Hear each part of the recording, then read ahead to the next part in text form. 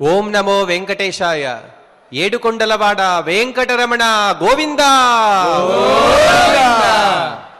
జయత్య సంఖ్యోరు బలాంబుపూరో గుణోచ్చరత్నాకర ఆత్మవైభవ సదా సదాత్మజ్ఞనదీభిరాప్య కృష్ణావతారో హరిరేక సాగర. అమిత బల సంపన్నుడు, తనను ధ్యానించే యోగులకు సుజ్ఞానాన్ని ప్రసాదించే ఆ కృష్ణ పరమాత్మ తదభిన్న స్వరూపుడైనటువంటి వెంకటేశ్వర స్వామి వారి దివ్య అనుగ్రహ విశేషం చేత మనం ప్రతిరోజు కూడా తిరుమల క్షేత్రంలో సభాపర్వంలోని విశేషాలను తెలుసుకుంటూ ఉన్నాము. ఈ కార్యక్రమానికి మనం ఇప్పుడు విఘ్నేశ్వర ధ్యానం మరియు సంకల్ప వాక్యాల్ని పఠిస్తూ శుభారంభాన్ని పలుకుదాం. విఘ్నేశ్వర ధ్యానం శుక్లాంబరధరం విష్ణుం శశివర్ణం చతుర్భుజం ప్రసన్నవదనం ధ్యాయేత్ సర్వవిఘ్నోపశాంతయే. శ్రీనివాస ధ్యానం కళ్యాణాద్భుతగాత్రాయ కామితార్థప్రదాయినే శ్రీమద్వేంకటనాథాయ శ్రీనివాసాయ తే నమః. శ్రీకృష్ణ ధ్యానం కృష్ణాయ యాదవేంద్రాయ జ్ఞానముద్రాయ యోగినే నాథాయ రుక్మిణీశాయ నమో వేదాంత వేదినే. వ్యాసధ్యానం కృష్ణద్వైపాయనం వ్యాసం సర్వలోకహితే రతం వేదాబ్జభాస్కరం వందే శమాధినిలయం మునిం. అథ సంకల్పః శ్రీమదాదివరాహ క్షేత్రే విరాజమానస్య శ్రీమదఖిలాండకోటి బ్రహ్మాండ నాయకస్య శ్రీ వెంకటేశ్వర స్వామినః పరిపూర్ణానుగ్రహేణ సర్వేషాం ఆస్తిక మహాజనానాం ఆదివ్యాధి నివృత్తి ద్వారా ఆయురారోగ్యైశ్వర్యాభివృద్ధ్యర్థం విశోచికేత్యాది క్రిమిజనిత సమస్త దుష్ప్రభావ నిర్మూలన ద్వారా సకల శ్రేయోభివృద్ధ్యర్థం ధర్మార్థ కామ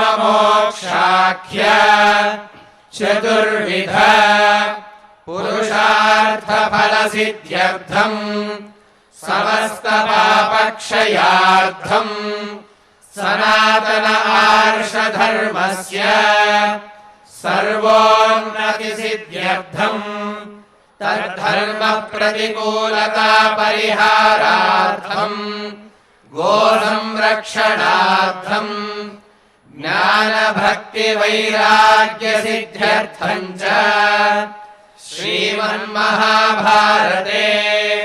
సభాపర్వణి యథాశక్తి శ్లోకం వ్యాఖ్యాన పురస్సరం చతుర్థాధ్యాయాంతర్గత శ్లోక పారాయణం ఆచార్య ముఖేన కరిష్యామహే. శ్రీకృష్ణ పరబ్రహ్మణే నమః. శ్రీవేంకటేశ చరణౌ శరణం ప్రపద్యే. నారాయణం నమస్కృత్య నరం చైవ నరోత్తమం దేవీం సరస్వతీం వ్యాసం తతో జయముదీరయేత్. శ్రీ వెంకటేశ్వరుని దయా విశేషం చేత ఆది పర్వంలో ఈ కథాభాగాన్నంతటినీ కూడా మనం ముగించుకొని సభాపర్వంలో ఉన్నటువంటి విశేషాలను మనం ప్రస్తావన చేసుకుంటూ ఉన్నాము. అందులో కూడా సభాపర్వంలో మయసభా నిర్మాణము అనేటటువంటిది పూర్తి అయి మయుడు 8,000 మంది కింకరుల చేత ఆ మయసభను, తాను నిర్మించినటువంటి అద్భుతమైనటువంటి సభను మోసుకొని తీసుకొని వచ్చి ధర్మరాజుకిచ్చాడు. అర్జునుడితో ఆయన అనేక విధములైనటువంటి ఆయుధ సంపత్తిని అంతటినీ కూడా అర్జునుడికి అనుగ్రహించాడు. ఇదంతా కూడా వాసుదేవుడి యొక్క ఆదేశానుసారము, ఆ శ్రీకృష్ణ పరమాత్మ యొక్క దివ్య అనుగ్రహ విశేషం చేత జరిగింది అనేటటువంటి అంశాన్ని నిన్నటి రోజు వరకు మనం ప్రస్తావన చేసుకున్నాం. ఈ రోజున 4వ అధ్యాయాన్ని మనం ప్రారంభం చేసుకుంటూ ఉన్నాం. అందులో ప్రధానంగా ఏమిటి అనంటే, తాం తు కృత్వా సభాం శ్రేష్ఠాం మయశ్చార్జునమబ్రవీత్. ఇది వైశంపాయన మహర్షి జనమేజయునికి ఈ విధంగా చెబుతున్నాడు. మయసభ నిర్మాణం పూర్తయింది కదా, తర్వాత ఏం జరిగిందో తెలియజేయండి అని అంటే, వైశంపాయన ఉవాచ, వైశంపాయనుడు చెబుతూ ఉన్నాడు.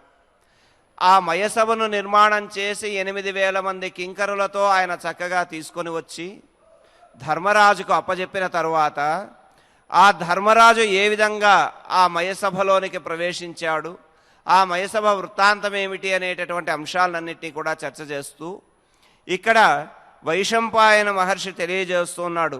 తాం తు కృత్వా సభాం శ్రేష్ఠాం, శ్రేష్టమైనటువంటి ఆ మయసభ నిర్మాణం పూర్తయిన తరువాత మయుడు అర్జునునితో ఈ విధంగా అంటున్నాడు. అది కూడా మయుడు తాను ఆ మయసభను తీసుకుని వచ్చి ధర్మరాజుకు బహుకరించాడు. ధర్మరాజు ఇక ఆ మయసభలో ప్రవేశించాల్సి ఉంది. అటువంటి సందర్భంలో మయుడు అర్జునుతో మాట్లాడుతూ అంటాడు, మయ ఉవాచ, ఏం చెప్పాడయ్యా, ఏషా సభా సవ్యసాచిన్ ధ్వజోక్యత్ర భవిష్యతి భూతానాంచ మహావీర్యః ధ్వజాగ్రే కింకరో గణః తవ విస్ఫార ఘోషేణ మేఘవన్నినదిష్యతి. మొట్టమొదట మయుడు అర్జునుడితో మాట్లాడుతూ ఇలా అన్నాడు, ఏషా సభ, ఇదిగో సభను తీసుకొని వచ్చాను. సభా నిర్మాణం పూర్తయింది. శ్రీకృష్ణ పరమాత్మ ఏ విధంగా అయితే ఆదేశించాడో ఆ ఆదేశం మేరకు ఈ సభా నిర్మాణాన్ని చక్కగా నిర్మించి, సభలో ఏ రకమైనటువంటి విశేషాంశాలు ఉండాలో అటువంటి అంశాలన్నింటినీ కూడా ఏర్పాటు చేసి, యుధిష్ఠిరుని కోసం భావి సార్వభౌముడయ్యేటటువంటి ఆ యుధిష్ఠిరుడి యొక్క దివ్య వైభవాన్ని ప్రకటింపజేసేటటువంటి గొప్ప సభ ఇది. ఏషా సభ, దీనికి ధ్వజోక్యత్ర భవిష్యతి సవ్యసాచిన్ అని అన్నాడు. సవ్యసాచిన్ అనేటటువంటిది అర్జునుడికి ఉన్నటువంటి 10 పేర్లలో ఒక పేరు. ఆ విరాట పర్వంలో అర్జునుడి యొక్క 10 నామాలను కూడా ప్రకటింపజేస్తూ అందులో సవ్యసాచిన్ అనేటటువంటి ఒక పేరుని చెబుతారు. ఎందుకు అనంటే, సవ్యేన వామేన హస్తేన సచతి సందదాతి బాణాన్, ఎడమ చేతిని కూడా వినియోగించి ఆ యొక్క వామహస్తంతో ఎడమ చేతితో బాణాలను ఎక్కుబట్టగలిగేటటువంటి సామర్థ్యం కలిగినటువంటి వాడు. కాదు, ఆ విరాట పర్వంలో ఆ పేరు యొక్క వైభవాన్ని అర్జునుడే స్వయంగా వివరిస్తూ ఎందుకు తనను ఆ పేరుతో పిలిచారో చెబుతాడు. ఉభోమే దక్షిణోపాణి గాంధీవస్య వికర్షణే తేన దేవమనుష్యేషు సవ్యసాచీతి మాం విదుహు. సవ్యసాచి అని నన్ను ఎందుకంటారో తెలుసా? ఉభోమే దక్షిణోపాణి, 2 చేతులు కూడా గాంధీవాన్ని ఎక్కుపెట్టడానికి కుడి ఎడమ చేతులు 2 సమర్థతను కలిగి ఉన్నటువంటివి. యుద్ధం చేస్తున్నప్పుడు ఆయన ఏ విధంగా కావాలంటే ఆ విధంగా ఆ గాంధీవాన్ని ఏ చేతికి కావాలంటే ఆ చేతికి చక్కగా వినియోగించుకొని తన యొక్క సామర్థ్యంతో శత్రు సంహారాన్ని చేసేటటువంటి వాడు కనుక అర్జునునికి సవ్యసాచిన్ అనేటటువంటి పేరు కలిగింది. అదిగో ఏషా సభ, ఇది పాండవుల కోసం నేను నిర్మించినటువంటి సభ ఉంది. దీనితో ధ్వజో అత్ర భవిష్యతి. ఇక్కడ ధ్వజ అనంటే ఒక రకమైనటువంటి జెండా కర్ర. దానికి ఆ ధ్వజము ఇదిగో ఇక్కడ ఏర్పాటు చేస్తున్నానయ్యా అర్జున. ఈ ధ్వజం ఏ విధమైనటువంటిదో తెలుసా? భూతానాంచ మహావీర్యః ధ్వజాగ్రే కింకరో గణః. ధ్వజాగ్రే, ఈ ధ్వజము యొక్క అగ్రభాగంలో చివర్లలో భూతములున్నాయి. కింకరులు అనేటటువంటి వారు కూడా ఉన్నారు. ఎవరి భూతములు అనంటే అమరకోశం చెబుతుంది, విద్యాధరో అప్సరో యక్షరక్షో గంధర్వ కిన్నరాహ పిశాచో గుహ్యక సిద్ధో భూతోమి దేవయోనయ అని. దేవతలకు జన్మించినటువంటి వారు, దేవయోనులైనటువంటి వారు ఈ భూతములు అనేటటువంటి వారు. అలాగే వారు రుద్రానుచరులైనటువంటి బాలగ్రహాదులు అనేటటువంటి పేరుతో వ్యవహరింపబడేటటువంటి వారు. ఆ భూతములు ఈ ధ్వజము చివరిలో ఉన్నాయి. ఈ వీటితో పాటు కింకరోగణ, కింకరులు అనేటటువంటి వారు కూడా ఈ ధ్వజం యొక్క చివరి భాగంలో ఉంటారు. ఆ ధ్వజం చివరి భాగంలో ఉన్నటువంటి వీరేం చేస్తారో తెలుసా? ధ్వజాగ్రే, దాని చివరిలో ఉన్నటువంటి వారు ఈ సభనంతటినీ కూడా రక్షణ చేస్తూ ఉంటారయ్యా. అంటే మయుడు సభా నిర్మాణం మాత్రం చేసి సభను తెచ్చి ధర్మరాజుకు బహుకరించలేదు. ఆ సభ యొక్క బాధ్యత, సభ యొక్క రక్షణ, సభకు సంబంధించినటువంటి అన్ని విషయాలను కూడా చూసుకోవడానికి ఈ ధ్వజం చివరలో ఆయన కింకర గణములను భూతగణాలను కూడా ఉంచాడు. వారిని ఉంచి ఈ యొక్క అర్జునుడితో అంటున్నాడు, మహావీర్య కింకరో గణ, గొప్ప పరాక్రమవంతులైనటువంటి ఈ కింకర గణాలన్నీ కూడా ఈ ధ్వజం చివరిలో ఉంటాయి. మీరు వాటి నుంచి సేవను వినియోగించుకోవాలి అని అంటే ఏం చెయ్యాలో తెలుసా అర్జున? తవ విస్ఫార ఘోషేణ మేఘవన్నినదిష్యతి. నీవు నీ గాంధీవం యొక్క ధనుష్టంకారం చేత ఒక్కసారి ఆ ధనుష్టంకారం చేస్తే ఈ భూతగణములన్నీ కూడా మేఘవద్ నినదిష్యతి. మేఘ గర్జన ఏ విధంగా అయితే ఉంటుందో ఆ విధంగా ఈ భూతగణములు కింకర గణములన్నీ కూడా నీ సేవకై వారు మేఘ గర్జనను చేస్తూ విజృంభిస్తారయ్యా. అటువంటి ధ్వజాన్ని ఇదిగో అత్ర నేను ఈ సభలో ఏర్పాటు చేసి ఉన్నాను అని అన్నాడు. ఆ సభలో ఆ విధంగా ధ్వజమును ఏర్పాటు చేసి విస్ఫారమైనటువంటి, విస్ఫారము అని అంటే కంపనము, కదలిక. ఎప్పుడైతే ఈ అర్జునుడి యొక్క ధనస్సు కదలిక ఉంటుందో అప్పుడు వీరందరూ కూడా ఆ అర్జునుడి సేవకై వినియోగించబడుతూ ఉంటారు. అలాంటి కింకర్లందరినీ కూడా ఆ సభ రక్షణ కోసం మయుడు ఏర్పాటు చేసి, తరువాత మయుడు కేవలం సభా నిర్మాణం కాకుండా రక్షణను కూడా తాను బాధ్యతగా తీసుకొని ఆ కింకర్లందరినీ కూడా ఆదేశించి అర్జునుడి దగ్గర సెలవు తీసుకొని తాను వెళ్ళిపోయాడు. ఇలా మయుడు సభను ఇచ్చినటువంటి తరువాత ఆయన వెళ్ళిపోవడము అనేటటువంటిది ఎప్పుడైతే ఈయన వెళ్ళిపోయాడో, ఈ మయుడు అక్కడి నుంచి వెళ్ళిన తరువాత అలాగే అర్జునుడి యొక్క ఆజ్ఞతో ఈ కింకర్లందరూ కూడా వాళ్ళ యొక్క కర్తవ్యాలను నిర్వహించడము అనేటటువంటిది జరిగింది. అలాగే మయుడు వెళుతూ ఇంకో పని కూడా చేశాడు. అర్జునుడి పట్ల ఉన్నటువంటి ప్రీతి భావం, అర్జునుడి పట్ల ఉన్నటువంటి ఆ యొక్క కృతజ్ఞతా భావం, దీనిని ప్రతి చోట కూడా మయుడు వ్యక్తపరుస్తూనే ఉన్నాడు. ఇప్పుడు ఇక తాను వెళ్ళవలసినటువంటి సమయం వచ్చింది, వెళ్ళాలి. మరి ఇప్పుడు ఏం చేశాడు ఆయన? అయం హి సూర్య సంకాశ జ్వలనస్య రథో మహాన్ ఇమే చ దివిజాశ్వేతా వీర్యవంతో హయోత్తమా. ఓ అర్జున, మయుడు ఆ అర్జునుడికి చెబుతూ అంటాడు, ఇదిగో సభాభవనంతో పాటు నీకు సూర్య సంకాశ జ్వలనస్య రథో మహాన్, గొప్పదైనటువంటి రథాన్ని ఇస్తున్నాను. ఇది ఎవరిదో తెలుసా? అగ్నిదేవుడి యొక్క రథం. దివ్యమైనటువంటి తేజస్సుతో జాజ్వల్యమానంగా ప్రకాశిస్తోంది. ఈ రథాన్ని నడపడం కోసమని చెప్పి ఆ రథానికి పూంచేటటువంటి గుర్రములు దివిజశ్వేతాః, దేవలోకంలో జన్మించినటువంటి ఈ ఉత్తమమైనటువంటి అశ్వరాజాలను కూడా నీకు ఇస్తూ ఉన్నాను.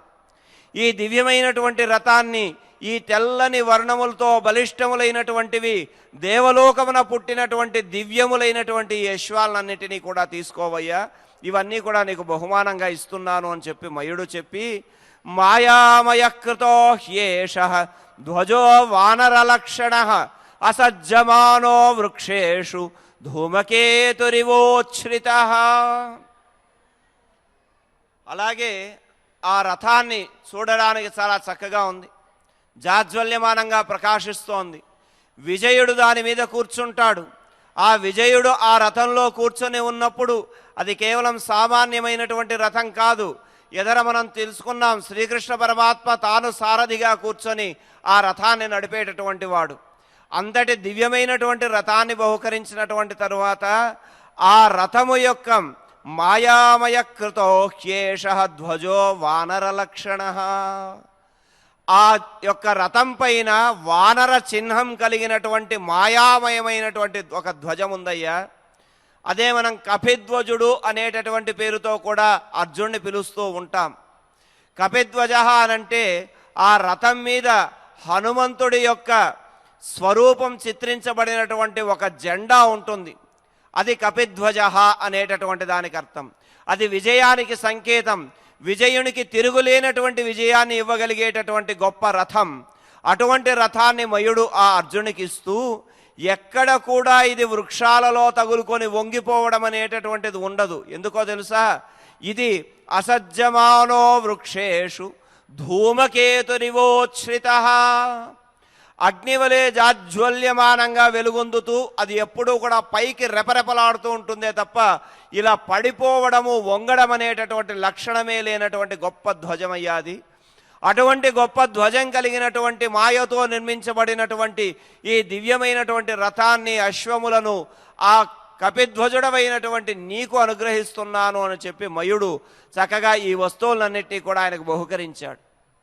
బహుకరించిన తరువాత బహువర్ణం హి లక్ష్యేత ధ్వజం వానరలక్షణం ధ్వజోత్కటం హ్యనవమం యుద్ధే ద్రక్ష్యసి విష్ఠితం.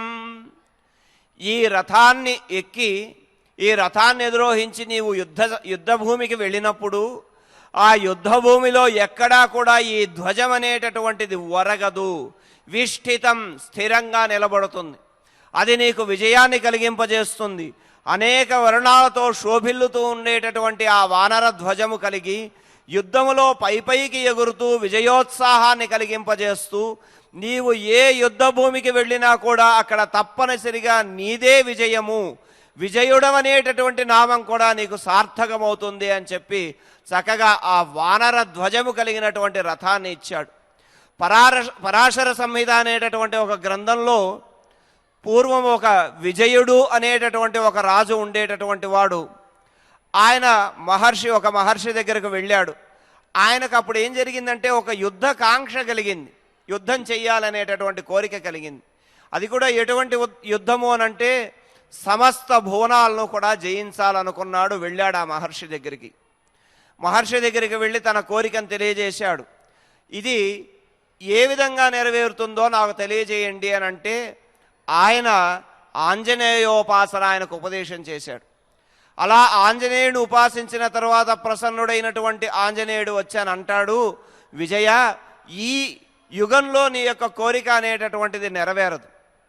నీకు తరువాత యుగంలో ఇదే నామముతో నీవు ఫల్గుణుడవై, అర్జునుడివై, ఇంద్రాంశ సంభూతుడవై శ్రీకృష్ణ పరమాత్మ సారథిగా ఉండగా సాక్షాత్తు శ్రీ మహావిష్ణువే నీకు సారథిగా ఉంటాడయ్యా. అటువంటి రథం మీద నేను కపిధ్వజుడిగా విరాజిల్లుతూ ఉంటాను. నీకు ఎక్కడా కూడా ఆ ఏ యుద్ధానికి వెళ్ళినా కూడా ఓడిపోవడం అనేటటువంటి ఉండదు. నీవు తప్పక విజయాన్ని సాధించి ఈ నీ కోరికను ఆ యుగంలో విజయుడనేటటువంటి పేరుతో సార్థకం చేసుకుంటావు అనేటటువంటి ఒక అంశం పరాశర సంహితలో మనకు కనిపిస్తుంది. అలా కపిధ్వజుడైనటువంటి ఈ రథాన్ని, కపిధ్వజునిగా వ్యవహరించబడేటటువంటి అర్జునుడు ఆ రథాన్ని మయుని ద్వారా పొందాడు. మయుడు చాలా సంతోషించాడు. ఈయనకు దేవదత్తం అనేటటువంటి శంఖాన్ని ఇచ్చాడు, ఆ అగ్నిదేవుడి యొక్క రథాన్ని ఇచ్చాడు, తెల్లని బలిష్టమైనటువంటి గుర్రములు పోంచడానికి వాటినిచ్చాడు. వాటితో పాటు ఆ రథం మీద తిరుగులేనటువంటి కపిధ్వజాన్ని కలిగి ఉన్నటువంటి గొప్ప రథాలన్నింటినీ కూడా అర్జునికి ఇచ్చాడు. ఇలా ఆ దివ్యమైనటువంటి సంపదలన్నీ కూడా సభాభవనాన్ని పాండవులకు ఇచ్చిన తర్వాత తనకు ప్రాణభిక్ష పెట్టినటువంటి ఆ భీభత్సుడైనటువంటి అర్జునుడున్నాడు కదా, ఆ అర్జునుని కూడా చూసి ఇత్యుక్త్వా ఆలింగ్య బీభత్సుం విసృష్ట ప్రయయౌమయః. ఇత్యుక్త్వా, ఈ విధంగా ఈ మాటలన్నీ కూడా చక్కగా పలికి, అయ్యా నువ్వు నాకు ప్రాణభిక్షను పెట్టావు, నన్ను కాపాడావు, కాబట్టి వీటన్నిటినీ కూడా నీకు ఇస్తున్నాను, తీసుకో, ఇదిగో మీ సభను కూడా మీకు అప్పచెప్పాను, ఇక నేను వెళ్ళొస్తాను అని చెప్పి సెలవు తీసుకుని భీభత్సుమాలింగ్య. భీభత్సం అనేటటువంటి పేరు కూడా అర్జునుకు ఉంది. ఎందుకు ఆయన భీభత్సుడు అనేటటువంటి పేరుతో వ్యవహరించబడ్డాడు? నకుర్యాం కర్మ భీభత్సం యుధ్యమాన కథంచన తేన దేవమనుష్యేషు భీభత్సురితి విశ్రుత. యుద్ధం చేసేటటువంటి వేళ యుధ్యమాన, ఈయన యుద్ధానికి వెళ్ళి యుద్ధభూమిలో ఆయన వీరవిహారం చేస్తూ ఉంటే ఎట్టి పరిస్థితుల్లో కూడా ఏ విధమైనటువంటి ఏవగింపు కలిగించేటటువంటి పని చేయడు. ఆ యుద్ధమునందే లక్ష్యము కలిగినటువంటి వాడు కనుక ఆయన భీభత్సుహు అని అన్నాడు. అందుకే దేవ మనుష్యులందరిలో కూడా భీభత్సునిగా ప్రసిద్ధి చెందాడు అని చెప్పి చక్కగా అర్జునుడి యొక్క వైభవాన్ని చెప్పాడు. అటువంటి అర్జునుడిని ఆలింగనం చేసుకొని మయుడు సెలవు తీసుకొని అక్కడి నుంచి వెళ్ళిపోయాడు. ఇక్కడి వరకు మయుడి యొక్క మయసభా వృత్తాంతం పూర్తయిపోయింది. మయసభను ధర్మరాజుకు బహుకరించాడు. ఇక ధర్మరాజు ఆ మయసభలోకి ప్రవేశించాలి, గృహప్రవేశం చెయ్యాలి. ఏం చేశాడయ్యా తరువాత అని జనమేజయునికి వైశంపాయనుడు చెబుతున్నాడు. వైశంపాయన ఉవాచ తతః ప్రవేశనం తస్యాం చక్రే రాజా యుధిష్ఠిరః అయుతం భోజయిత్వాతు బ్రాహ్మణానాం నరాధిపః. ఓ జనమేజయ, తరువాత ధర్మరాజు ఆ యొక్క మయసభలోనికి, మయుని చేత నిర్మించబడినటువంటి సభలో ప్రవేశించాల్సి ఉంది. అలా ప్రవేశించడానికి ఆయన ఒక మంచి ముహూర్తాన్ని ధౌమ్యాది మహర్షుల చేత పెట్టించి చక్కగా ఆ సభలో ప్రవేశించాలి అని చెప్పి నిర్ణయం తీసుకున్నాడు. సభలో ప్రవేశించాలి అని అంటే ఒక గృహము నిర్మాణమైనటువంటి తరువాత ఆ గృహ ప్రవేశం చేయవలసి వచ్చినప్పుడు కొన్ని మంగళప్రదమైనటువంటి కార్యాలను ఆచరించడం ద్వారా ఆ గృహంలో ఉండేటటువంటి కుటుంబ సభ్యులందరూ కూడా ఆయురారోగ్యాలను పొందుతారు. అలాగే వారి యొక్క అభివృద్ధి అనేటటువంటిది చక్కగా ఉంటుంది. వారు అనేక విధములైనటువంటి కార్యముల్లో ఉత్తమమైనటువంటి ప్రగతిని సాధించాలి. కుటుంబంలో ఉండేటటువంటి ఆ గృహస్థు యజమాని మాత్రమే కాకుండా ఆ యజమాని పైన ఆధారపడి ఉన్నటువంటి వారందరూ కూడా సుభిక్షంగా ఉండాలి. ఏ రకమైనటువంటి ఈతి బాధలు కూడా ఉండకూడదు. అటువంటప్పుడు ఏం చెయ్యాలి? మంగళప్రదమైనటువంటి కార్యక్రమములతో ఆ ప్రవేశాన్ని నిర్వహించాలి. ధర్మరాజు అదే చేశాడు. ఏం చేశాడు ఆయన? అయుతం భోజయిత్వాతు బ్రాహ్మణానాం నరాధిపః. ఒక శుభ సమయాన అయుతం అంటే 10,000 మంది విప్రోత్తములందరినీ కూడా పిలిచి వారికి చక్కటి భోజనాదులన్నింటినీ కూడా ఏర్పాటు చేశాడు. వారికి పూజనాదులన్నింటినీ కూడా నిర్వహణ చేశాడు. వారందరినీ కూడా గౌరవించి పూజించి వారికి సంతృప్తిగా భోజనాలన్నింటినీ కూడా ఏర్పాటు చేశాడు. ఎందుకు వారికి ఆ విధమైనటువంటి ఏర్పాటును చేశాడు అనంటే వారందరూ కూడా బ్రహ్మరూపమైనటువంటి మంత్రభాగాన్ని రక్షణ చేయడంలో నేర్పరులైనటువంటి వారు. అలాగే బ్రహ్మ విద్యాధ్యయనపరులైనటువంటి వారు, బ్రహ్మవేత్తలు, శుద్ధ చైతన్యాన్ని తెలిసినటువంటి వారు, వేదాధ్యయనం చేసినటువంటి వారు, అంతరంగంలోనూ బాక్యంలోనూ ఎటువంటి కష్టాలు వచ్చినా ఓర్చుకునేటటువంటి ఇంద్రియ నిగ్రహం కలిగినటువంటి వారు, శక్తి కలిగినటువంటి వారు, సహనశీలులైనటువంటి వారు. ఈ లక్షణాలు కలిగి ఉన్నటువంటి వారు ఇక శాస్త్రజ్ఞాన సంపన్నులైనటువంటి వారు, తపో సంపన్నులైనటువంటి వారు, అహింసా వ్రతపరాయణులు. అలాగే తమను ఎవరైతే ఈ విధంగా గౌరవించి పూజిస్తారో వారిని తరింపజేయగలిగేటటువంటి శక్తి కూడా కలిగినటువంటి వారు. కనుక అటువంటి వారిని యాజనాది షట్కర్మ నిరతులైనటువంటి వారిని యుధిష్ఠిరుడు మహారాజు ఆయన కాబోయేటటువంటి ఆ యొక్క గొప్ప సభలో తాను చక్కగా సింహాసనం మీద కూర్చొని ప్రజారంజకమైనటువంటి పాలన చేయవలసినటువంటి వాడు కనుక ఆ సభలో ప్రవేశించడానికి ముందర అంత గొప్ప విప్రోత్తములందరినీ కూడా పిలిచి వాళ్ళని సంతోషపరిచి తృప్తిగా పూజించి గౌరవించి తరువాత సభలోకి ప్రవేశించాలి అని అనుకున్నాడు. అలా అయుతం భోజయిత్వాతు బ్రాహ్మణానాం నరాధిపః. ఇక్కడే ఒక లక్షణం చెప్పారు. వీళ్ళకు ఉన్నటువంటి లక్షణంలో మనం కూడా తెలుసుకోవాలి. అదే వ్యాస మహర్షి హృదయం. మనిషి ఏ విధంగా వర్తిస్తే అతను అంత గొప్పవాడు అవుతాడు, అటువంటి వాడే బ్రాహ్మణునిగా చెప్పబడినటువంటి వాడు అన్నాడు. ఏమిటి ఆయనకు ఉండవలసినటువంటి లక్షణం ఏమిటి? క్రోధశత్రు శరీరస్థో మనుష్యాణాం ద్విజోత్తమ. ఇక్కడ మార్కండేయునికి ఇదే భాగవతంలో, ఇదే మహాభారతంలో, అరణ్య పర్వంలో, శాంతి పర్వంలో ఈ లక్షణాలన్నింటినీ కూడా చెబుతూ అందులో అంటారు క్రోధ శత్రు శరీరస్థ మనుష్యాణం. శరీరధారులైనటువంటి మనుష్యులకు పరమశత్రువు ఏమిటో తెలుసా? కోపము. ఆ కోపాన్ని నిగ్రహించుకోవడం చేతనైనటువంటి వాడు ఉత్తముగా ఉంటాడు. కోపం వచ్చినప్పుడు మన యొక్క అధీనంలో మనం ఉండం. ఆ క్రోధం వచ్చినప్పుడు క్రోధాత్ భవతి సమ్మోహ అని అన్నాడు. సమ్మోహం అంటే ఏమిటి అనంటే ఏ రకమైనటువంటి ఆలోచన, బుద్ధి ప్రచోదనం ఉండదు. ఏం చెయ్యాలి, ఏం మాట్లాడుతున్నాం, ఎవరితో మాట్లాడుతున్నాం, ఎటువంటి వారితో మాట్లాడుతున్నాం, వారి యొక్క మర్యాద ఏమిటి, మనం మాట్లాడుతున్న మాటలేమిటి, ఇవేవి కూడా లక్ష్యంలో ఉండవు. నోటికి ఏది వస్తే అది మాట్లాడడం, చేతికి ఏది చెయ్యాలనిపిస్తే అది చెయ్యడం అనేటటువంటిది క్రోధం చేస్తుంది. కనుక అది శత్రువు. ఆ శత్రు క్రోధం అనేటటువంటి శత్రువు మనల్ని నాశనం చేస్తుంది. క్రోధాత్ భవతి సమ్మోహ, సమ్మోహాత్ స్మృతి విభ్రమ. ఎప్పుడైతే ఈ జ్ఞానం కోల్పోయిందో స్మృతిభ్రంశాత్ బుద్ధినాశ, ఆలోచన కూడా చచ్చిపోతుంది. ఆలోచన చచ్చిపోయినప్పుడు బుద్ధినాశాత్ ప్రణశ్యతి, నాశనం అయిపోతుంది. కాబట్టి క్రోధం అనేటటువంటిది మనిషికి ప్రధానమైనటువంటి శత్రువు. కాబట్టి ఏం చేయాలి? జితేంద్రియో ధర్మపరః స్వాధ్యాయ నిరత శుచి కామక్రోధౌ వశౌ యస్య తం దేవా బ్రాహ్మణం విదుః. ఎవరినయ్యా దేవతలు సైతం బ్రాహ్మణులని చెప్పి గౌరవిస్తారు? ఎటువంటి వారై ఉంటే వారిని గౌరవిస్తారు అని అంటే ఆయన అంటున్నాడు, జితేంద్రియ, ఇంద్రియ నిగ్రహములు కలిగి ఉండాలి, ఇంద్రియములు జయించినటువంటి వారై ఉండాలి. ఇంద్రియములు ఇచ్ఛానుసారంగా ప్రవర్తించకూడదు. ఇంద్రియముల పట్ల ఆయనకు వశం ఉండాలి. వాటిని తన అధీనంలో ఉంచుకొని తను ఏం చెబితే అది ఇంద్రియం వినాలి. లేదంటే ఇంద్రియం విచ్చలవిడిగా ప్రసరిస్తే ఆ కామ క్రోధ మోహ లోభ మద మాత్సర్యాలన్నీ కూడా, ఆ అంతఃశత్రువులన్నీ కూడా నశింపజేసేస్తాయి మనిషిని. కాబట్టి ఇంద్రియ నిగ్రహం కలిగి ఉండాలి, ధర్మపరుడై ఉండాలి, ధర్మాన్ని ఆచరించాలి. స్వాధ్యాయ నిరత, తన యొక్క అధ్యయనం ఏదైతే ఉందో ఆ అధ్యయనం పట్ల చక్కని బుద్ధిని, జ్ఞానాన్ని కలిగి ఉండాలి. నిరంతరము కూడా ఆ అధ్యయనం పట్ల రతుడై ఉండాలి. నేర్చుకోవాల్సినటువంటి అంశాలు తెలుసుకుంటూ ఉండాలి. అలాగే శుచి, ఈ శౌచం అనేటటువంటి దాన్ని చక్కగా పాటిస్తూ కామక్రోధౌ వశౌ యస్య, ఈ కామము క్రోధము ఈ రెండూ కూడా ఎవడి యొక్క వశంలో ఉంటాయో, ఎవడి అధీనంలో ఉంటాయో అటువంటి వాడిని దేవతలు సైతం బ్రాహ్మణుడని చెప్పి చక్కగా పూజిస్తారయ్యా.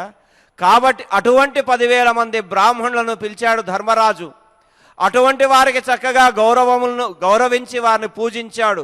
వారికి అనేక విధములైనటువంటి సాజ్యేన పాయసేనైవ మధునా మిశ్రితేన చ కృసరేణాత జీవంత్యా హవిష్యేణ చ సర్వశః అని అన్నాడు. వాళ్ళకు చక్కగా నెయ్యి, తేనె, అలాగే పాలు కలిపినటువంటి క్షీరాన్నమును నివేదించాడు. తీయని మధుర పదార్థాన్ని ఇచ్చాడు. ఆ మధుర పదార్థంతో ఆ బ్రాహ్మణోత్తములందరినీ, విప్రోత్తములందరినీ కూడా చక్కగా సంతృప్తిపరిచాడు. తర్వాత కృసరం అనేటటువంటి పదార్థం, ఇది పులగము అనేటటువంటి విశేషం ఒకచోట అయితే, నువ్వులతో చేసినటువంటి విశేషమైనటువంటి అన్నము అని ఇంకొక అర్థాన్ని కూడా దీనికి చెప్పారు. అటువంటి పదార్థాలన్నింటినీ కూడా వారికి వడ్డించారు. అలాగే జీవంత్య, పాలకూరతో చేసినటువంటి అనేకమైనటువంటి పదార్థాలు ఉన్నాయట, వాటినన్నింటినీ కూడా వడ్డన చేశారు. హవిష్య, హవిషే హితం, యజ్ఞమునకు తగినటువంటి పదార్థములు ఏవైతే ఉన్నాయో వాటినన్నింటినీ కూడా భోజనాలకు ఏర్పాటు చేశారు. ఇలా వచ్చినటువంటి విప్రోత్తములకు కావలసినటువంటి భోజనాలన్నింటినీ కూడా ఏర్పాటు చేసి భక్ష్య ప్రకారైర్వివిధై ఖాద్యైశ్చాపి తథా నృప చోష్యైశ్చ వివిధైరాజన్ పేయైశ్చ బహువిస్తరై. భక్ష్య ప్రకారై వివిధై, అనేక విధములైనటువంటి భక్ష్యములు, అలాగే ఫలములు, చెరుకు రసము మొదలైనటువంటి అనేక విధములైనటువంటి చోష్య పదార్థములు. చోష్యము అంటే పీల్చడానికి వీలుగా ఉండేటటువంటి వాటిని చోష్యములు అన్నారు. అలాగే బహువిధ పేయ పదార్థములు, తాగడానికి వీలుగా ఉన్నటువంటి పాయసాది పదార్థములన్నింటినీ కూడా వారికి వడ్డన చేశారు. అనేక రుచికరములైనటువంటి పదార్థములతో వారికి చక్కగా భోజనాదులన్నింటినీ కూడా ఏర్పాటు చేశారు. అలా వారికి 10,000 మందిని కూడా సంతృప్తిపరిచి సభలోనికి ప్రవేశించాడు ధర్మరాజు. కేవలం భోజనం ద్వారా సంతృప్తి చెందారా అంటే వారికి ఇతోధికంగా ఆయన ఏం చేశాడయ్యా? అహతైశ్చైవ వాసోభిః మాల్యైరుచ్చావచైరపి తర్పయామాస విప్రేంద్రాన్ నానాదిభ్యః సమాగతాన్. అనేక దిక్కుల నుంచి అనేక ప్రాంతాల నుంచి కూడా వచ్చినటువంటి ఈ బ్రాహ్మణోత్తములందరికీ కూడా, ఓ జనమేజయ, అహతైశ్చైవ, చినుగు లేనటువంటివి, ఇది వరకు ఎప్పుడూ కూడా వాడకుండా ఉన్నటువంటివి, అంటే నూతనమైనటువంటి వస్త్రములు, ఆ నూతనమైనటువంటి వాసోభిహి వస్త్రముల చేత, మాల్యై ఉచ్చావచైరపి, బహుప్రకారములైనటువంటి హారములు, చక్కటి పూలమాలలతో వాళ్ళని అలంకరింపజేశాడు. అంటే సాక్షాత్తు భూదేవతలైనటువంటి ఆ భూసురులను, వారిని అందరినీ కూడా చక్కగా పూజించి గౌరవించి ఆ నానా దిక్కుల నుంచి వచ్చినటువంటి వారిని సంతృప్తిపరిచారు. వారికి ఆ విధమైనటువంటి సంతృప్తి చేత దదౌతేభ్య సహస్రాణి గవాం ప్రత్యేకశ పునః పుణ్యాహ ఘోషస్తత్రాసీత్ దివస్పృగివ భారత. అలాగే ఆయన ధర్మరాజు సభాప్రవేశం చేసేటప్పుడు చక్కటి వస్త్రాలను, మాల్యములను, చందనములను, అలాగే వివిధ రకములైనటువంటి భక్ష్యములను అన్నింటినీ కూడా ఏర్పాటు చేయడమే కాకుండా, ఇది మనం తెలుసుకోవాల్సినటువంటి విశేషమైనటువంటి అంశం ఏమిటి అని అంటే, దదౌతేభ్య సహస్రాణి గవాం ప్రత్యేకశః, ప్రతి ఒక్కరికి కూడా, వచ్చినటువంటి ప్రతి ఒక్క విప్రునికి కూడా ఒక్కొక్కరికి 1000 గోవుల చొప్పున దానం చేశాడట ఆయన. ఎందుకు అనంటే గో సంపద అంత గొప్పది. ఆ గోవుల యొక్క దానము అనేటటువంటిది ఏ శుభకార్యాన్ని చేసినా కూడా, సంకల్పించినా ఆ శుభకార్యాలన్నీ కూడా నిర్విఘ్నంగా పరిసమాప్తి అయి వారికి అభివృద్ధిని కలిగిస్తుంది అని రాజులందరూ కూడా గోవులను దానంగా ఇచ్చేటటువంటి వారు. ఆ గోదానం యొక్క మహిమ వర్ణనాతీతమైనటువంటిది. అది కూడా చక్కగా అలంకరింపజేసినటువంటి గోవులు, ఆ గోవులకు కావలసినటువంటి గ్రాసము కూడా వీరు ఏర్పాటు చేసుకోవడానికి కావలసిన ధనమును కూడా వారికి ఇచ్చేటటువంటి వారు. అలా గోవులను దానమిచ్చి గోవులే ఐశ్వర్యంగా వారందరినీ కూడా అనుగ్రహింపజేసి, ఎందుకంటే ఆ గోవులే ఇంద్రియ బలవర్ధకాలు అని అన్నాం. గోవు నుంచి వచ్చేటటువంటి గోక్షీరం ఏదైతే ఉందో, గవాం సేవాతు కర్తవ్య గృహస్థై పుణ్య విప్సుభి గవాం సేవాపరోయస్తు తస్య శ్రీహి వర్ధతే చిరాత్ అని అంటుంది స్మృతి సంగ్రహం. ఎవరైతే నిరంతరము కూడా ఆ గోసేవను చేస్తూ ఉంటారో, గోవు యొక్క నిరంతర రక్షణ దీక్షగా కలిగి ఉంటారో, అలాగే గోవుల యొక్క సేవ ఏ గృహంలో అయితే జరుగుతూ ఉంటుందో అటువంటి గృహస్థుడు శ్రీహి వర్ధతే, వాడి యొక్క సంపదలు వృద్ధి చెందుతూ ఉంటాయట. ఎందుకు గోవుకు ఆ విధమైనటువంటి వైభవము అనంటే, ఆ గోవులు ఉన్నటువంటి స్థానం, ఆ గోవు యొక్క క్షీరం సమస్త విధములైనటువంటి ఆరోగ్యాలను కూడా మనకు అనుగ్రహింపజేస్తుంది. ఆ గోవులు క్షీరములు ఇవ్వడం చేతే తద్వారా వచ్చేటటువంటి ఆ నెయ్యి, గో వికార రూపములైనటువంటి పెరుగు, నెయ్యి ఇత్యాదులన్నీ కూడా యజ్ఞములలో ఆ దేవతలకు సమర్పించబడి, సస్యములన్నీ కూడా యజ్ఞముల ద్వారా చక్కగా వృద్ధి చెంది, ఆ యజ్ఞముల ద్వారా కురిసేటటువంటి వర్షము చేత సస్యాభివృద్ధి కలిగి, సస్యాభివృద్ధి ద్వారా సకల లోకములు కూడా అభివృద్ధి చెందుతూ ఉన్నాయి కదా. ఆ లోకములు కూడా అటు స్వర్గలోకాదులు, ఇటు భూలోకంలో ఉండేటటువంటి వారు, 2 లోకాలు కూడా చక్కగా వృద్ధి చెందుతూ ఉంటాయి.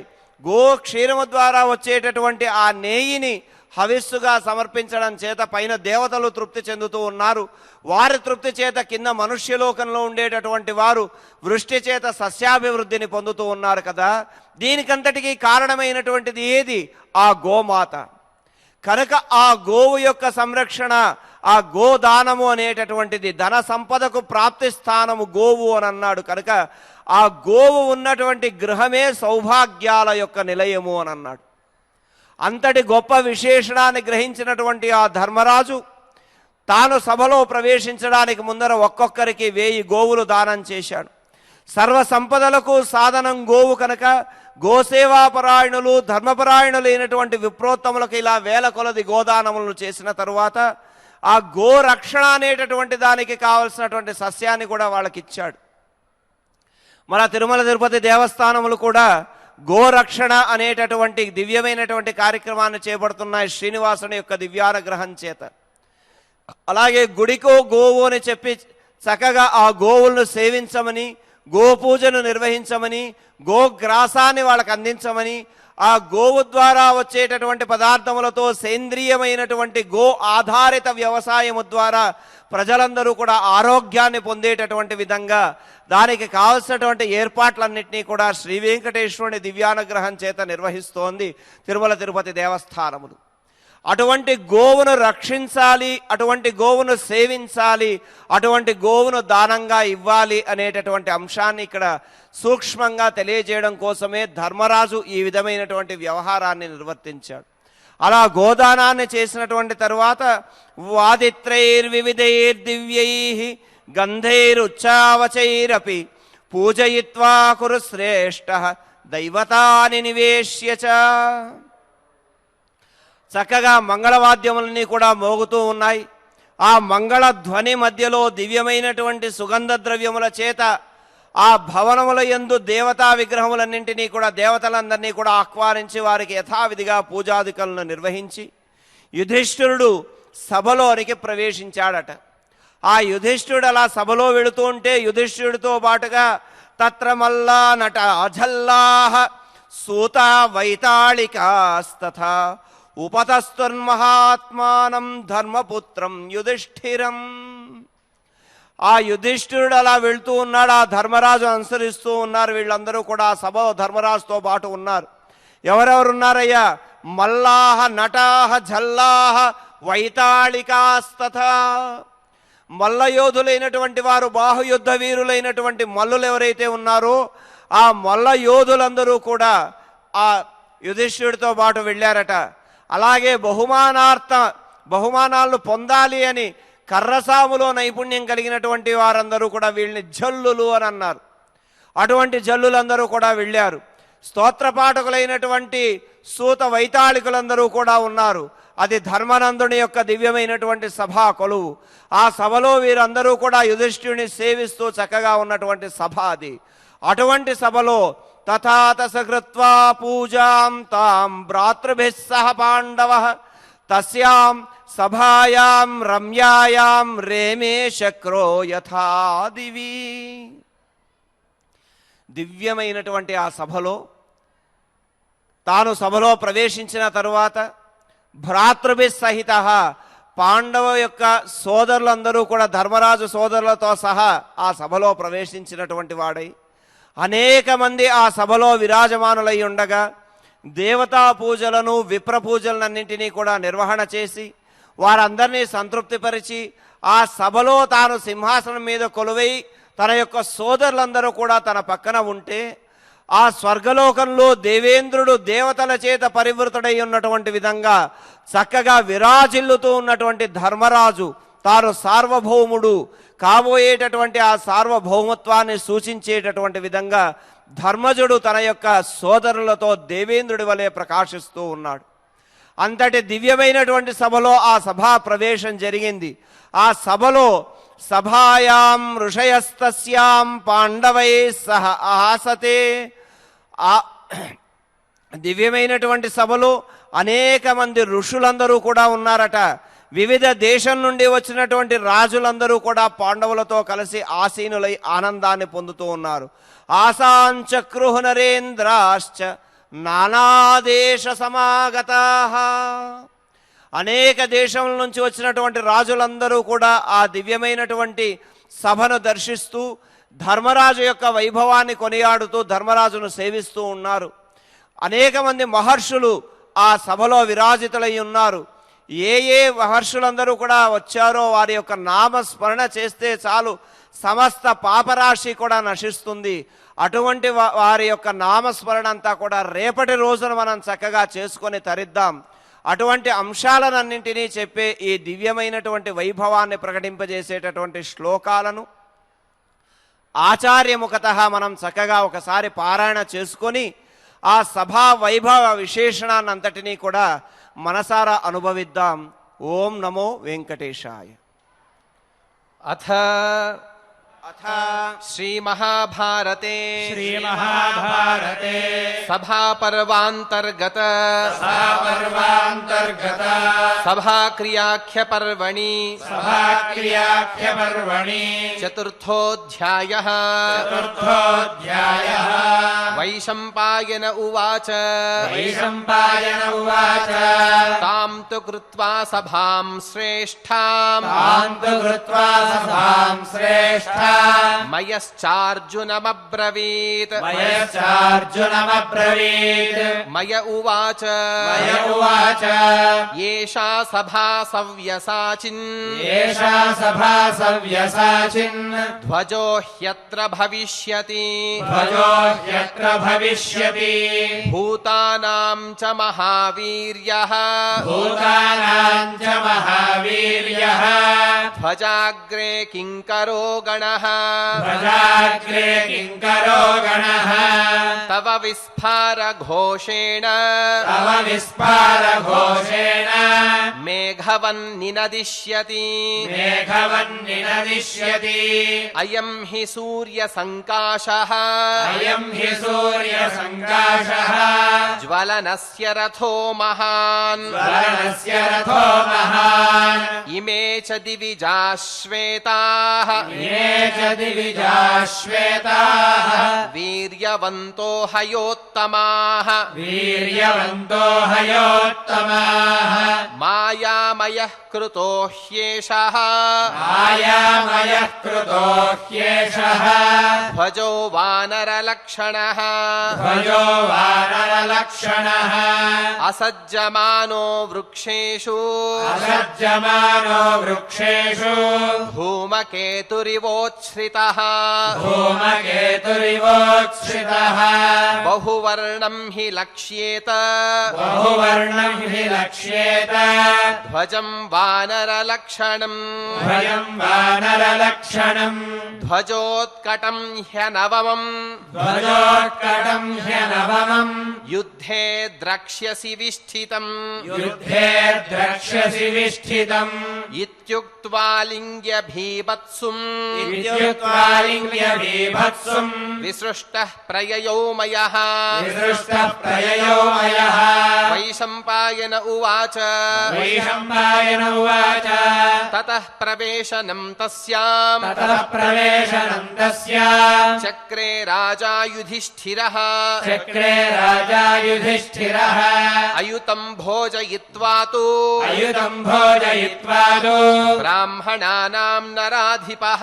ब्राह्मणानां नराधिपः साज्येन पायसेनैव साज्येन पायसेनैव मधुना मिश्रितेन च मधुना मिश्रितेन च कृसरेणाथ जीवन्त्या कृसरेणाथ जीवन्त्या भविष्येण च सर्वशः भविष्येण च सर्वशः भक्ष्यप्रकारैर्विविधैः भक्ष्यप्रकारैर्विविधैः खाद्यैश्चापि तथा नृप खाद्यैश्चापि तथा नृप चोष्यैश्च विविधैराजन् शोष्यैश्च विविधैराजन् पेयैश्च बहुविस्तरैः पेयैश्च बहुविस्तरैः आहतैश्चैव वासोभिः आहतैश्चैव वासोभिः माल्यैरुच्चावचैरपि आर्यैरुच्चावचैरपि तर्पयामास विप्रेन्द्रान् तर्पयामास विप्रेन्द्रान् नानादिग्भ्यः समागतान् नानादिभ्यः समागतान् ददौ तेभ्यः सहस्राणि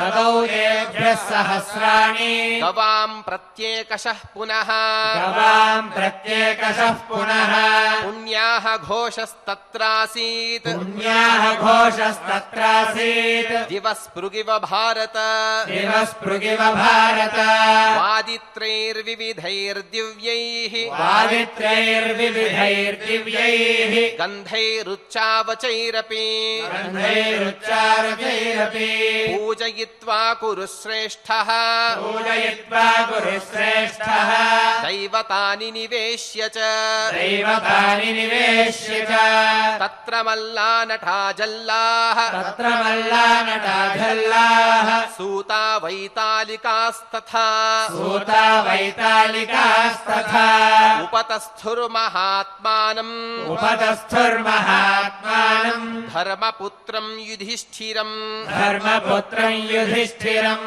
तथा सकृत्वा पूजाम् ता तथा सकृत्वा पूजाम् ता भ्रातृभिः सह पाण्डवः भ्रातृभिः सह पाण्डवः तस्याम् सभायाम् रम्यायाम् तस्याम् सभायाम् रम्यायाम् रेमे शक्रो यथा दिवि रेमे शक्रो यथा दिवि सभायाम् ऋषयस्तस्याम् सभायाम् ऋषयस्तस्याम् पाण्डवैः सह आसते पाण्डवैः सह आसते आसाम् चक्रुर्नरेन्द्राश्च आसाम् चक्रुर्नरेन्द्राश्च नानादेशसमागताः नानादेशसमागताः इति श्रीमहाभारते इति श्रीमहाभारते सभापर्वान्तर्गत सभापर्वान्तर्गत सभाक्रियाख्यपर्वणि सभाक्रियाख्यपर्वणि चतुर्थे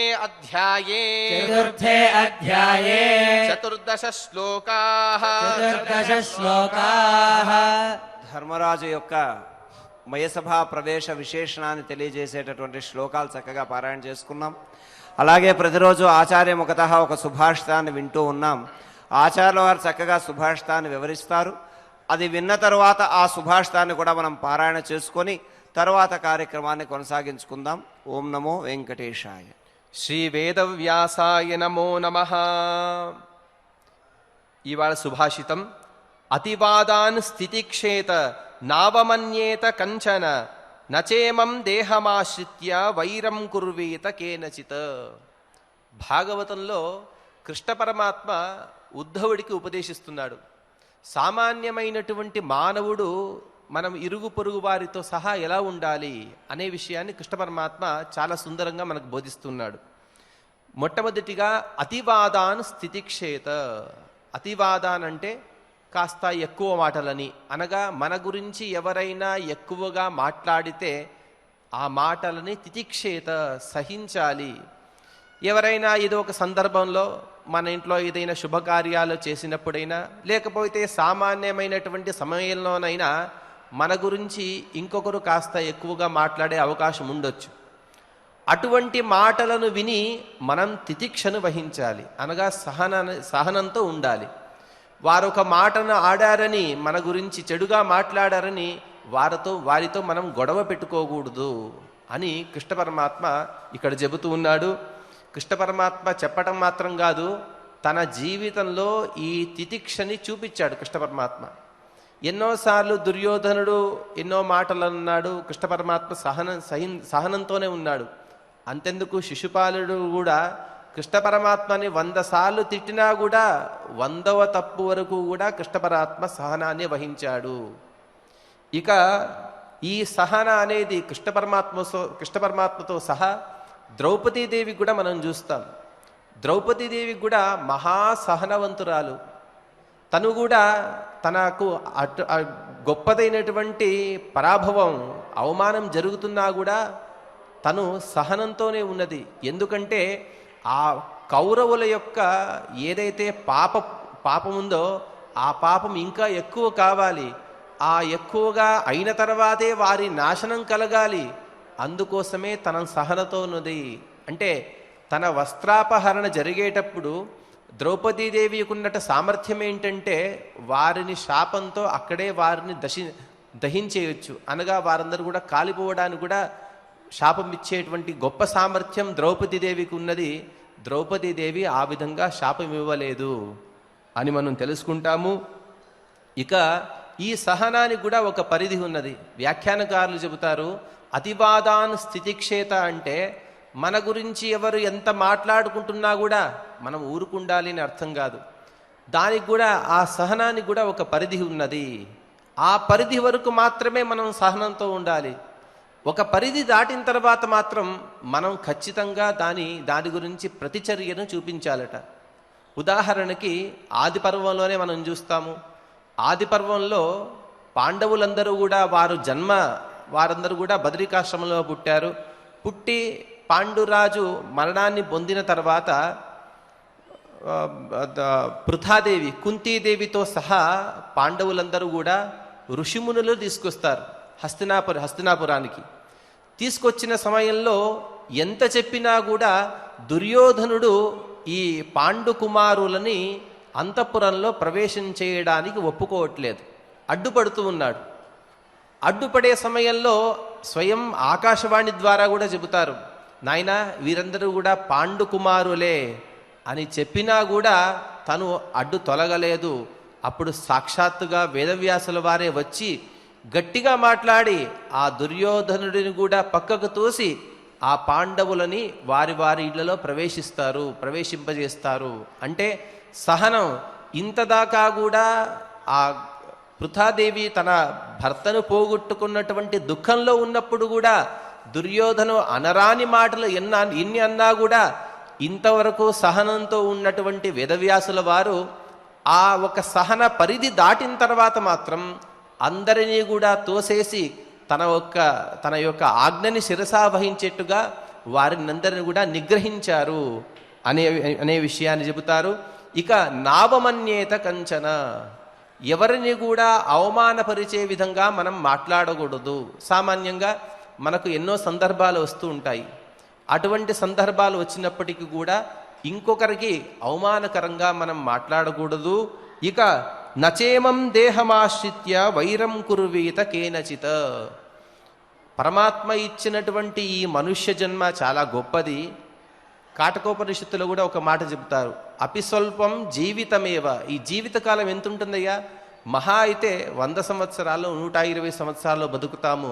అంతవరకు కూడా బతికే సమయంలో ఇంకొకరితో వైరంతో ఉండకూడదు, ఇంకొకరితో స్నేహపూర్వకంగానే ఉండాలి అని ఈ శ్లోకం యొక్క భావార్థము. ఇక తర్వాతి శ్లోకంలో ఉండేటువంటి గొప్పతనం ఏంటంటే, ఈ శుక మహర్షి మొత్తం భాగవతాన్ని చెబుతూ కూడా ప్రతి ఒక్క మాటకి కూడా ఈ 12 స్కందాత్మకమైనటువంటి అనేక వేల శ్లోకాలు కలిగినటువంటి భాగవతాన్ని నేను ఉపదేశిస్తున్నాను. ఇదంతా కూడా ఆ పరమాత్మ యొక్క అనుగ్రహ విశేషమే తప్ప నా యొక్క ప్రతిభ కాదు అనే విషయాన్ని కూడా తర్వాతి శ్లోకంలో మనకు తెలియబరుస్తున్నారు. అటువంటి 2 శ్లోకాలను మనం ఇప్పుడు పారాయణ చేసుకుందాం. అతివాదాన్ స్థితిక్షేత నావమన్యేత కంచన నచేమం దేహమాశ్రిత్య వైరం కుర్వీత కేనచిత్ నమో భగవతే తస్మై కృష్ణాయ కుంఠమేధ కృష్ణాయ కుంఠమేధసే యత్పాదాంబురుహధ్యానాత్ సంహితా మధ్యగామిమాం. దివ్యమైనటువంటి ఈ సుభాషితాన్ని మనం ఇప్పుడు పారాయణ చేసుకున్నాం. ఇప్పుడు తిరుమల తిరుపతి దేవస్థానం అన్నమాచార్య ప్రాజెక్టు కళాకారులైనటువంటి శ్రీమాన్ బొమ్మిశెట్టి రఘునాథ్ మరియు వారి బృందంతో సహా మనమందరము కూడా గోవిందనామాన్ని పలుకుతూ ఆ మహానందాన్ని పొందుదాం. ఓం నమో వెంకటేశాయ. ఓం నమో వెంకటేశాయ. శ్రీనివాస గోవింద గోవింద గోవింద. ఏడుకొండలవాడ వెంకటరమణ గోవింద గోవింద.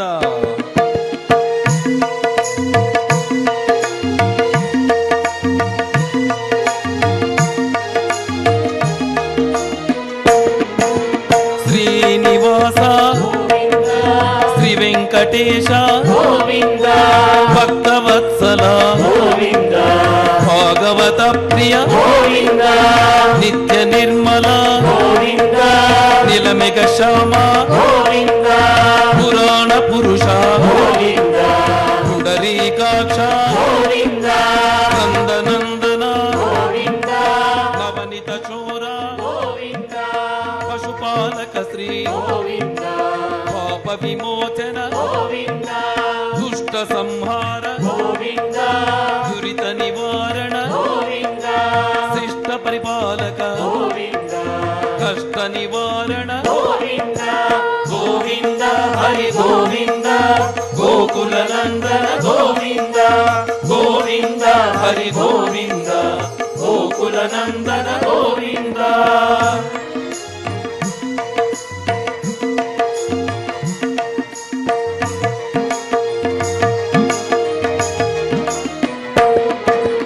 వజ్ర కవచధర గోవింద వరాహమూర్తి గోవింద గోపీ జనలోల గోవింద గోవర్ధనోద్ధార గోవింద దశరథనందన గోవింద దశముఖమర్దన గోవింద పక్షివాహన గోవింద పాండవ ప్రియ గోవింద మత్స్యకూర్మ గోవింద మధుసూదన హరి గోవింద వరాహ నరసింహ గోవింద వామన భృగురామ గోవింద బలరామానుజ గోవింద బౌద్ధ కల్కిధర గోవింద వేణుగాన ప్రియ గోవింద వెంకటరమణ గోవింద గోవింద హరి గోవింద గోకుల నందన గోవింద గోవింద హరి గోవింద గోకుల నందన గోవింద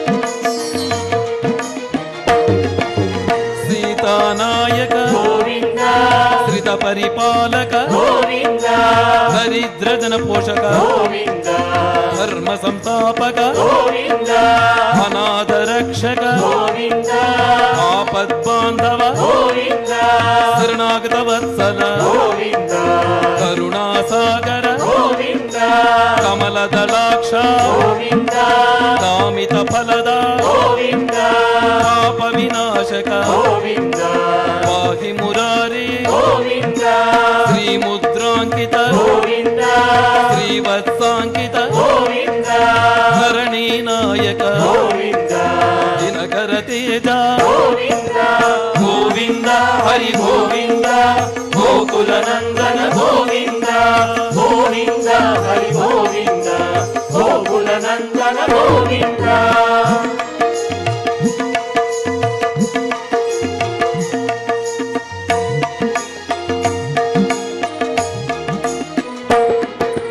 పద్మావతి ప్రియ గోవింద ప్రసన్నమూర్తి గోవింద అభయహస్త గోవింద అక్షయ వరద గోవింద శంఖ చక్రధర గోవింద గదాధర గోవింద విరజాతిరస్త గోవింద విరోధి మర్దన గోవింద సాలగ్రామధర గోవింద సహస్రనామ గోవింద లక్ష్మీ వల్లభ గోవింద లక్ష్మణాగ్రజ గోవింద కస్తూరి తిలక గోవింద కాంచనాంబరధర గోవింద గరుడవాన గోవింద గజరాజ రక్షక గోవింద గోవింద హరి గోవింద గోకుల నందన గోవింద గోవింద హరి గోవింద గోకుల నందన గోవింద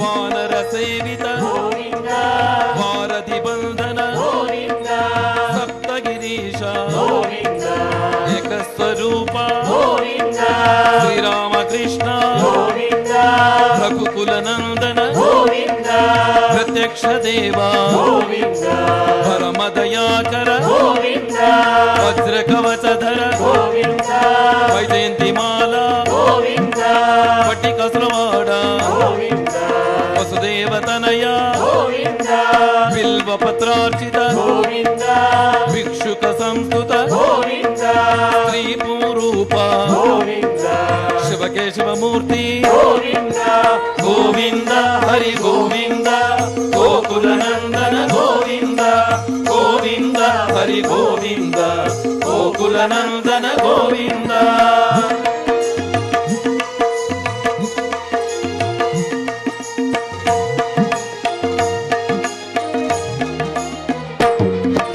బ్రహ్మాండ రూప గోవింద లోకరక్షక గోవింద నిత్య కళ్యాణ గోవింద నీరజనాభ గోవింద అతిరామ ప్రియ గోవింద హరి సర్వోత్తమ గోవింద జనార్దన మూర్తి గోవింద జగత్ సాక్షి రూప గోవింద అభిషేక ప్రియ గోవింద పాపనివారణ గోవింద రత్న కిరీట గోవింద రామానుజనుత గోవింద స్వయం ప్రకాశ గోవింద ఆశ్రిత పక్ష గోవింద నిత్య శుభప్రద గోవింద నిఖిల లోకేశ గోవింద గోవింద హరి గోవింద గోకుల నందన గోవింద గోవింద హరి గోవింద గోకుల నందన గోవింద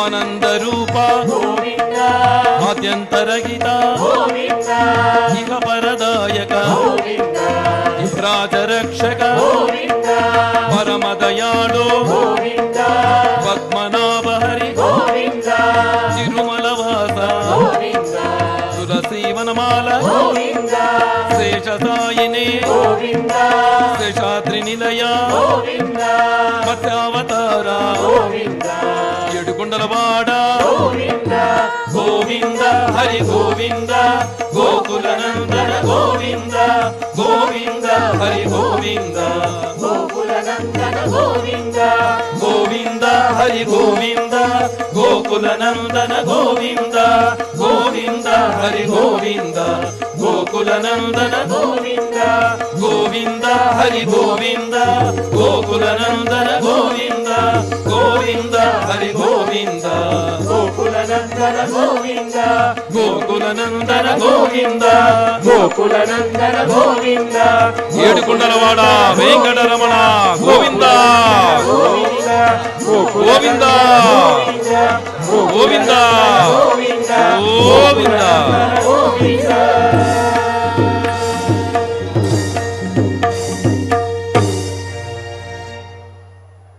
గోవింద నామాలతో ఆ గోవిందుడిని చక్కగా కీర్తించాం.